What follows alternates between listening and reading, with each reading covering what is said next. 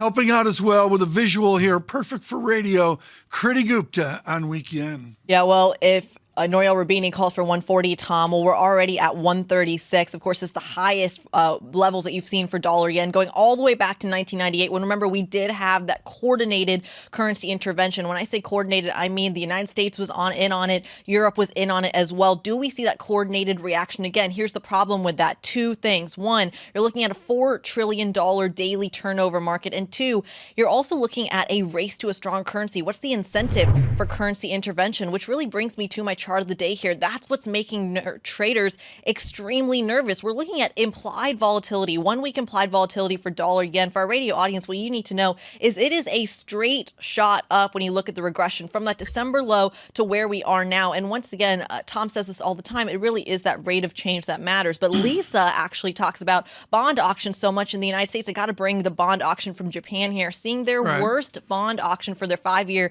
since, get this, March of 2020. If the fear is that the bond market or the JGB market is going to break, how much further can the currency really handle, Tom? Kriti Gupta, thank you so much.